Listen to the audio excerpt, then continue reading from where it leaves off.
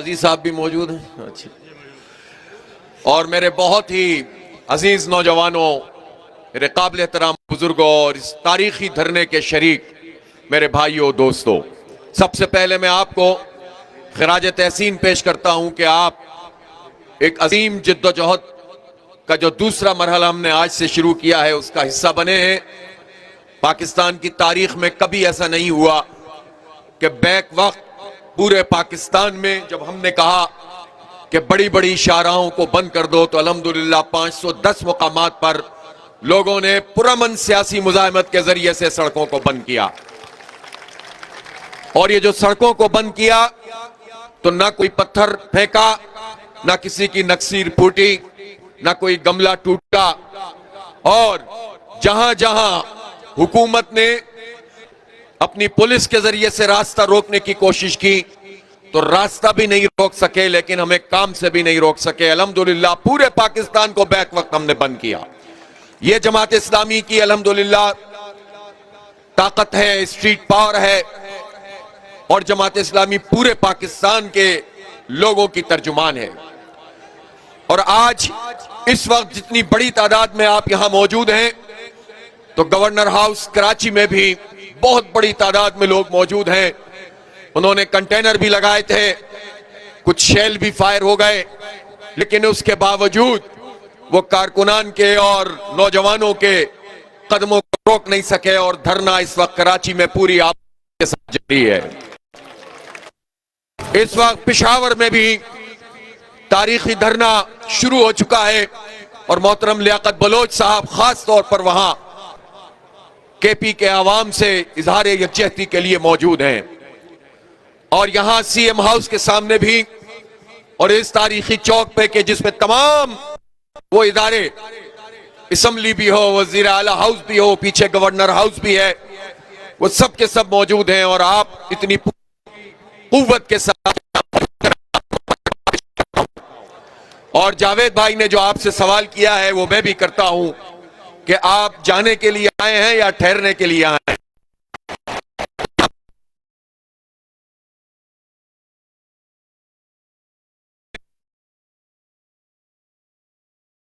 कि हम तरीन गर्मी उठा दें। इस वक्त पाकिस्तान के लोग एक अजियत से दो चार हैं, एक मुसीबत में इस हुक्मरान टोले ने हमें चार कर दिया है, और हम पर ऐसी चीजें मुसल्लत की हैं जिससे दो वक्त की रोटी भी।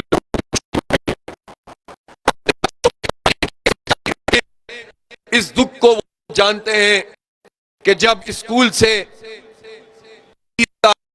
आता है और माँ बाप उस पैसे को फीस अदा करने के काबिल अपने आप को नहीं पाते हैं, इस दुख को कोई वो कैसे महसूस कर सकता है कि जिनकी अय्याशियां चलती हों, जिनके पेट्रोल फ्री हो, जिनकी बिजली फ्री हो, जिनके ऊपर टैक्स भी बहुत सारे लागू नहीं होते हों, और जो मुसलसल लूट मार के इस पूरे निजाम में अपना हिस्सा डाल रहे हो, वो महसूस नहीं कर सकते उस बाप का दुख के जब वो घर में आता है और जब बच्चे उससे पूछते हैं कि हमारे लिए क्या लेकर आए हैं, तो वो उसके पास वो पैसे नहीं होते हैं कि वो अपने बच्चों को कोई फल दिला सके या कोई उनके लिए कोई गिफ्ट उनके किसी खास मौके पर दे सके।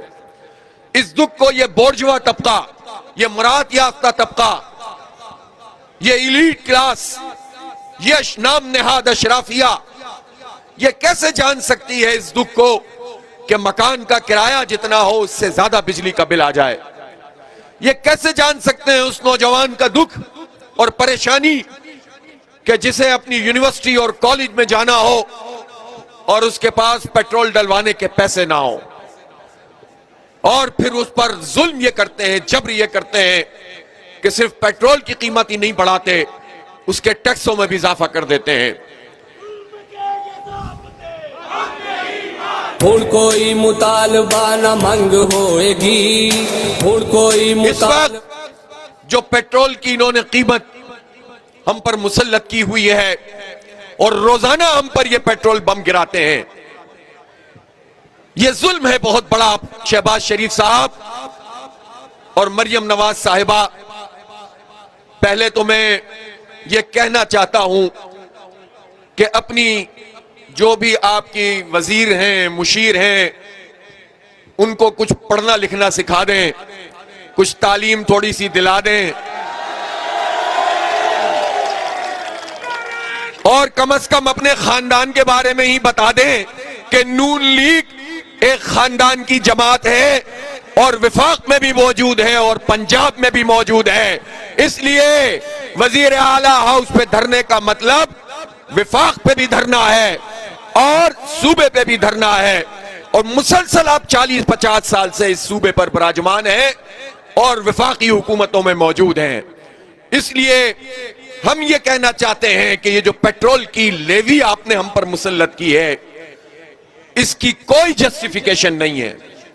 ये जबरदस्ती का जग्गा टैक्स है, भत्ता टैक्स है जो गवर्नमेंट लोगों से वसूल कर रही है, और खास तौर पर किन लोगों से वसूल कर रही है।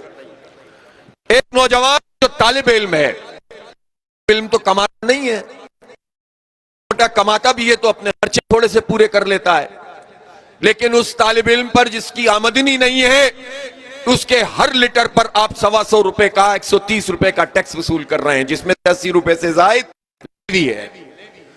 एक इन ड्राइव और बाइक के चलाने वाला नौजवान जो 4-5 लीटर रोज पेट्रोल डलवाने पर मजबूर है, उससे आप रोजाना की बुनियाद पर तकरीबन 750-800 रुपए का टैक्स वसूल करते हैं। पेट्रोल की कीमत के अलावा भत्ता वसूल करते हैं। महीने के इख्तिताम पर जाकर तकरीबन 20,000 रुपए बन जाता है। मैं पूछना चाहता हूं, नून लीग के कितने जागीरदारों ने इस साल 20,000 रुपए का जागीरों पर टैक्स दिया है? आपको शायद एक भी नहीं मिलेगा। ये जागीरदार अपनी जागीरों का इनकम टैक्स अदा नहीं करते और तालिब इल्म से भत्ता वसूल। जागीरदारी निजाम नहीं चलेगा। सैकड़ों मुरब्बा जमीन रखने वाले ये वडेरे और जागीरदार, ये आम किसान का, काश्तकार का खून भी चूसते हैं, उसे गरीब अपने गरीब भी बनाते हैं, और ये इख्तिदार में आते हैं, मार्शल्लाह हो तो यही इलेक्टेबल और जागीरदार उनके जूनियर पार्टनर होते हैं। नाम नेहाद सियासी सिस्टम हो, उसमें भी यही जागीरदार और वडेरे होते हैं और चौधरी होते हैं, और हाइब्रिड सिस्टम हो, वो भी इन्हीं के मरूने मिन्नत होता है। कोई पार्टी उठाकर देख ले, एक टोला है जो हम पर मुसल्लत है, और ये टोला खुद टैक्स अदा नहीं करता। पूरे साल जिनकी सैकड़ों मुरब्बा जमीन है, किसी की सैकड़ों एकड़ जमीन है, इन सब ने मिलकर 11-12 अरब रुपए का टैक्स करवाया है, और तनख्वाहदार तबके ने 700 अरब रुपए इनकम टैक्स जमा कराया है। और इस पेट्रोल के ऊपर अभी तो इन्होंने फिक्स को भी आगे पीछे किया है, 1800-1900 अरब रुपए इन्होंने तालिब इल्मों से, फूड सप्लाई करने वालों से, गरीबों से, मजदूरों से, किसानों से, मिडिल क्लास लोगों से वसूल किए हैं। ये बड़े बड़े जागीरदार टैक्स नहीं देते, ये बड़े बड़े जर्नल टैक्स नहीं देते, ये बड़े बड़े ब्यूरोक्रेट्स टैक्स खा जाते हैं, कर्जे लेते हैं, वापस नहीं करते हैं, गरीब का खून निचोड़ते हैं। और जब इनसे पूछो तो ये कहते हैं कि IMF ने हमसे कहा है कि ये लेवी लगाना जरूरी है, हम अपने टैक्स के अहदाफ कैसे पूरे करेंगे? तुम अपनी मुराद नहीं छोड़ सकते, तुम अपने जहाज 11 अरब के नहीं छोड़ सकते, तुम करोड़ों रुपए की गाड़ियां नहीं छोड़ सकते, तुम फ्री पेट्रोल नहीं छोड़ सकते, तुम फ्री बिजली नहीं छोड़ सकते।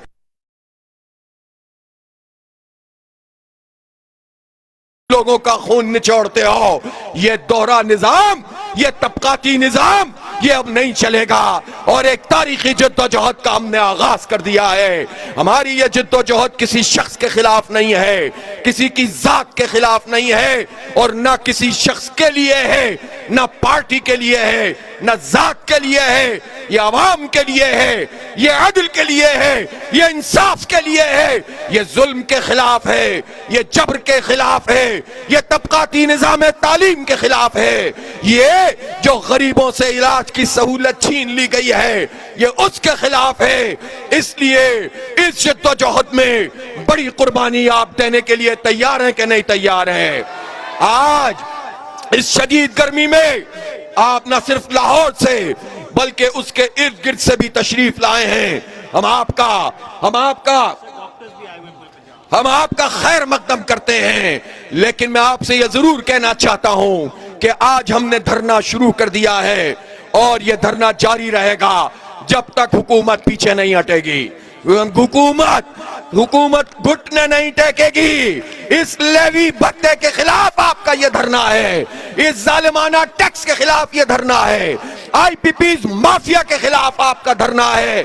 और आपने 2 साल पहले भी धरना दिया था, तारीखी जिद्दोजहद की थी, तो देख लो कि 2 साल पहले के जुलाई के बिल और इस साल जुलाई के बिल में फर्क पड़ा है कि नहीं पड़ा है, कम हुआ है कि नहीं हुआ है।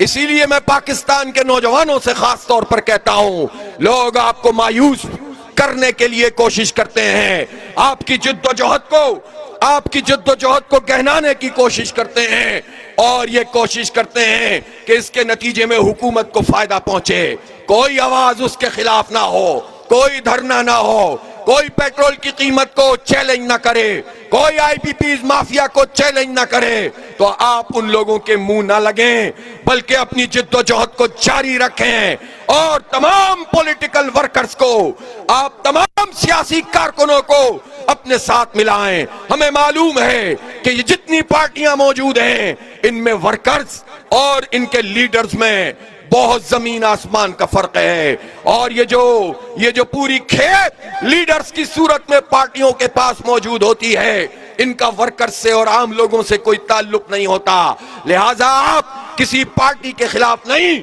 बल्कि हुकूमत के खिलाफ इस पूरी तहरीक में पूरा एक इत्तेफाक राय पैदा करें और सबको मिलाकर अपनी जिद्दोजहद को तेज करें।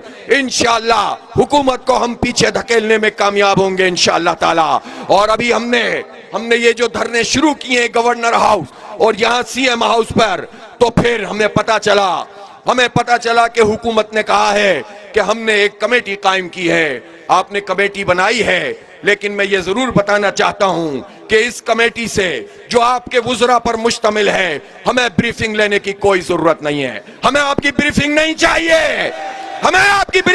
चाहिए।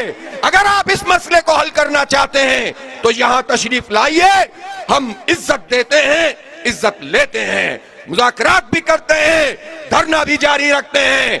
आप बैठिए और बात कीजिए, और बात सिर्फ एक नुक्ते पे होगी कि पेट्रोल की कीमत कम करो। इस पर नहीं होगी कि हम मजबूर हैं, हम मर गए हैं, IMF का दबाव है। ये कहानियां हमने बहुत सुन ली हैं। इसलिए शहबाज शरीफ साहब, आपकी कमेटी आपको मुबारक। हम कोई ब्रीफिंग लेने इस्लामाबाद आपके पास नहीं जाएंगे। मैंने लियाकत साहब से भी कह दिया है, जिसको आना है यहाँ आए, हमसे बात करे, पेट्रोल की कीमत कम करे। वरना ये धरना जो यहाँ मौजूद है, ये तो धरना है जो चल रहा है, ये हम ऐसे ही नहीं शुरू कर दिया। पूरे पाकिस्तान में इस एहतजाज को हमें इंशाअल्लाह फैलाना है, गली मोहल्ले में लेकर जाना है। धरना भी रहेगा, एहतजाज भी फैलता रहेगा। और ये जनरेशन जी, ये नौजवान, ये यूथ इंशाअल्लाह ये आपको बताएंगे कि जेन्युइन तरीके से जिद्दोजहद किसे कहते हैं। वो जिद्दोजहद जो किसी जात के लिए नहीं हो, हक के लिए हो, इंसाफ के लिए हो, अदल के निजाम के लिए हो। इसलिए कि आपने तो इस पूरे निजाम को तहस नहस करके रख दिया है। आपने तो गवर्नेंस के परखचे उड़ा दिए हैं। कोई गवर्नेंस मुल्क में मौजूद नहीं है। सिस्टम के नाम से जो कुछ भी मुसल्लत है, ये लोगों का पसंद का सिस्टम नहीं है। ये फॉर्म 47 वाले मौजूद हैं, लेकिन बहैसियत मजमूई भी ये पूरा निजाम ब्यूरोक्रेसी का है। ये जो पूरा निजाम हम पर मुसल्लत है, ये जो सियासी अरेंजमेंट इंजीनियरिंग के जरिए से किया जाता है, कब्जे के जरिए से किया जाता है, इसका आवाम से कोई ताल्लुक नहीं है। इसलिए जब तक इस पूरे निजाम को जड़ से उखाड़ कर नहीं फेंकेंगे, पत्ते झाड़ने से, शाखों पे डंडे मारने से मसला हल नहीं होगा। लिहाजा निजाम की तब्दीली की जिद्दोजहद करनी है और इनको पीछे धकेलने पर इंशाअल्लाह मजबूर हम करेंगे। इसलिए इनकी कमेटी को हम मुस्तरद करते हैं। कमेटी बनानी है तो धरने वालों से बात करो और धरने वालों से बात करके लेवी को खत्म करो, टैक्सों को खत्म करो, पेट्रोल की कीमत 225 रुपए पर लेकर आओ और ये काम हो सकता है। हम वो बात नहीं करते जो नहीं हो सकती है। हम भी जानते हैं, हमारे पास एक पूरी टीम मौजूद है अल्हम्दुलिल्लाह, जो ऑयल एंड गैस से भी वाकिफ है, जो एनर्जी और उसके क्राइसिस से भी वाकिफ है, जो बैनुल अक़वामी मार्केट को भी जानती है, जो सलूशन देने की सलाहियत भी रखती है, जो कैपेबल भी है। आपके साथ ये प्रॉब्लम है कि आपके पास ऐसे लोग नहीं हैं, और अगर कुछ ऐसे लोग होते हैं जिनके पास डिग्री होती है तो वो भी अपनी डिग्री को अपनी करप्शन के लिए, अपनी टैक्स के लिए इस्तेमाल करते हैं। अवाम के लिए वो